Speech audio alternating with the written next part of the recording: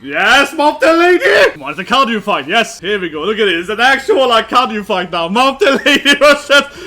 Yes, Mountain Lady! Gambare! Yes, someone is like, Gambare, Mountain Lady! This, yeah, exactly. Oh my god, this is awesome! This is, I like this fight more than the Deku fight. This is more hype, man! Mountain Lady's best episode easily. See, this is awesome! Yeah, I've never seen Mountain Lady struggle so much. This is an episode of Mountain Lady now. She's just like, Argh! Man, the legs gonna hurt after. No! Him or something. She should have done something. Here we go! Freaking Mountain Lady! She comes back again! Oh my god, Mountain Lady just keeps going, man! It's like the best episode of her. Jesus Christ! I mean, Jesus Christ, man. It's a Mountain Lady episode deluxe, man. I love it. Like, well, anyway, guys, let's review the episode. Great episode. Mountain Lady, man. Yeah, Mountain Lady was... It really became like Mountain Lady's best wife episode, right? Like, seriously. So the first part is, of course, Deku, Shigaraki, and so on fighting, right? But let's start with the second part then, because yeah, it was hype, man. Mountain Lady is like, yeah, keeps trying to stop him, right, moving forward.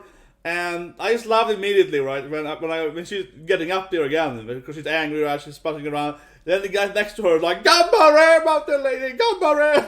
Everyone is like, Gambare! She starts trying to block him, man. So it's, it became like... But the thing is that the first fight, I'm talking about later, but that fight feels more dramatic, right? You know, you feel like someone's gonna die, like Endeavour, or someone else gonna die, right? But in this fight, I kind of feel like, yeah, Mountain Lady, you can do it, waifu. It just feels way more, I don't know, it feels like more, yeah, like, no one's gonna die here. He's kind of badass, he's kind of cute in a way. But yeah, Mountain Lady does her stuff. It did feel a little weird. After he threw her away, then she grabbed his leg and she was like pulling on his leg, right? I did that for her. She should probably done something else instead of just trying to block him, right? She could have maybe grabbed him, she could have maybe like, tried to lift him or something. She just kind of like, yeah, for a long time until he lifted her leg and threw her away instead. Then of course Midnight Tessie also comes in, right, and also gets owned. So it's a very like the MILFs getting owned, man. She tried to use of course powers, and yeah, it threw like a cinder block in her face, so that was a bit cute actually. Yeah, it's like, here's a block there, literally blocking her attack, right? And then of course she is like, okay kids, you better do it now. And as I mentioned in the reaction part, right, then we get to Momo-chan, right, with her powers, and I say it here again, people don't know watch the review part, and I said it earlier, I said it every season, right? I'm not a big fan of I'm not a big fan of having mangas, or not just mangas, but comics or whatever, right? Where you give a person the power to create anything they want, right? Because it's always turns into this thing where me as the viewer, as the reader or whatever, I can figure out a better use of that power. I can literally every time I see this like, oh, I can create anything I want, I'm also like, why didn't you create that thing? So that's always the issue, right? And so in a way, the scene was good, right? Midnight is like, okay girl, you better use your powers correctly for once. He's like, I believe in you lady, you got all these crazy powers, do something against the big guy. And she's just like, oh, can I do it, like bam bam bam, I can do it. Yeah, it's like, okay, maybe. But, you know, because her powers, I would like a writing one, because she's limited, she shouldn't be limited by her confidence, right? Like we've seen earlier, she's like, lack of confidence with Momo is supposed to be her limiter or whatever, right? But it doesn't make much sense because her power is creativity. Her power is fantasy, right? So even if you lack confidence, you probably will have your creative fantasy most of the time, right? I think it's a weird way to try to, I don't know. I mean, personally, I hope that Minetta is gonna be the one getting revenge, right? Both his wives are getting hurt, right?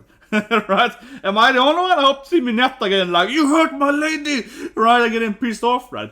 It seems like Ashido is gonna get revenge for her backstory, right? You know, with her dry and so on. Yeah. But anyway, so that's a good fight, man. Yeah. Freaking awesome, man. But it was good, man. He's gonna take this last stand. I saw I might die here, right? Grab him, destroy his goosebump, man. Oh, here we go! Leave my sensei alone! Yes! I guess like he's crying, or maybe not. Don't touch my sensei! Oh, it's beautiful, man. It's like a callback. Leave all my alone! Oh, I love Deku, man. Yeah, Bucky goes also. That's also my sensei!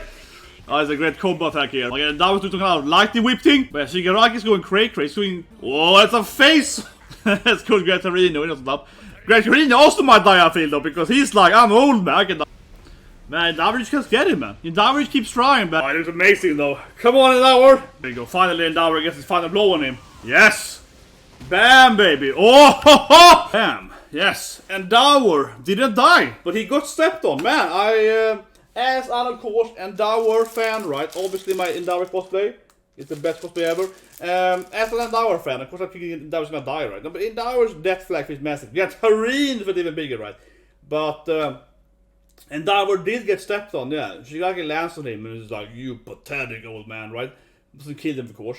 I mean, it's a great fight, right? Shigaraki is extremely powerful now. And one thing, though, that I will say as an enemy only, that's a bit confusing almost in the fight, is that how resilient is the guy. Yeah, because Endeavour has punched him and shot fire at him many times, right?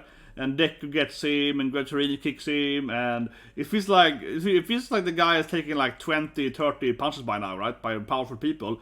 And he's just like, yeah, he just flexes and laughs at them. You guys are weak. Yeah, I was like, man, he's very, very powerful from a physical standpoint, right?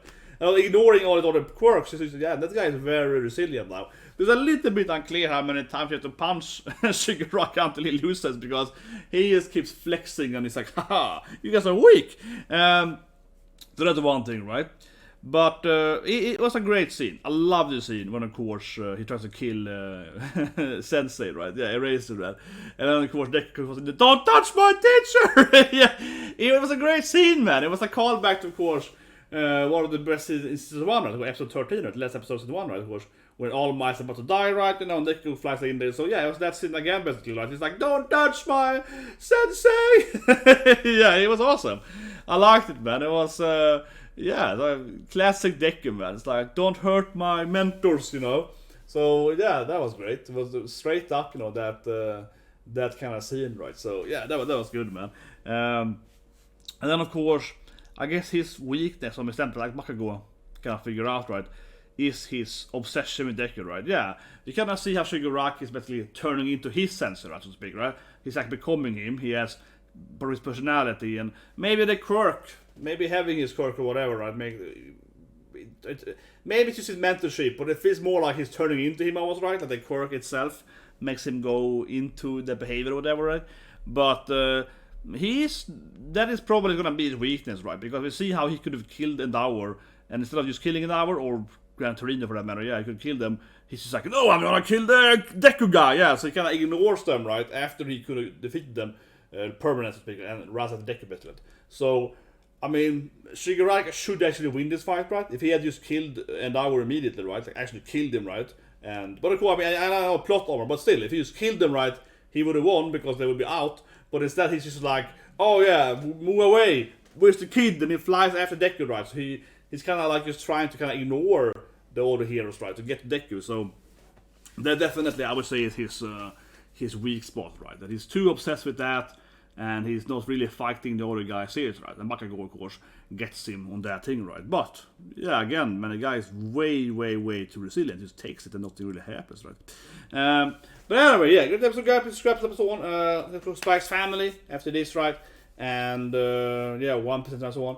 I had with a Pokemon video tomorrow. Yeah, I don't know. Yeah, I heard Pokemon finally ended that tournament arc, man. I want to do a Pokemon video before the game comes. Put it tomorrow, though. Anyway, so you guys have a great day.